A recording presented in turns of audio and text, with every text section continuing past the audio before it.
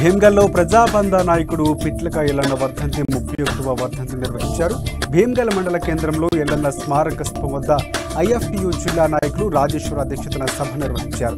CPI ML ప్రజాబంధ విప్లవ నాయకులతో ప్రజా సంఘాలు నిర్మించడమే కామ్రేడ్ పిట్ల ఎల్లన్నకు నిజమైన నివాళి అని అఖిల భారత ప్రగతిశీల సంఘం రాష్ట్ర ప్రధాన కార్యదర్శి ప్రభాకర్ అన్నారు.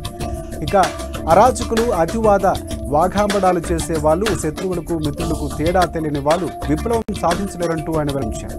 చివరకు ప్రజాపంథ మార్గమే జయిస్తుందని ప్రభాకర్ చెప్పారు. ఈ కార్యక్రమంలో సిపిఐ ఎంఎల్ ప్రజాపంథ జిల్లా నాయకులు రైతు సంఘం రాష్ట్ర సహాయ కార్యదర్శి వి దేవారం, భీమ్గల్ సబ్ డివిజన్ కార్యదర్శి పి రామకృష్ణ పలువురు పాల్గొన్నారు.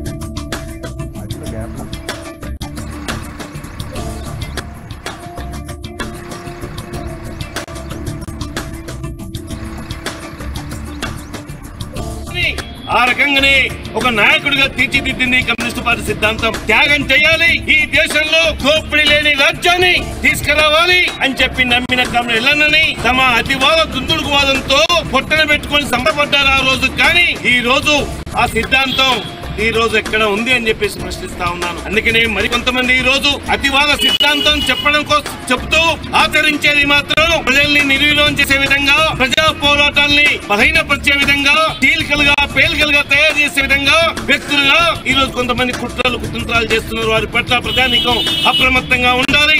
ధ్యేయంగా పనిచేసే వ్యక్తులుగా ఉన్న వాళ్ళని అప్రమత్తంగా ఉండాలని వ్యాపార వర్గానికి కూడా నేను విజ్ఞప్తి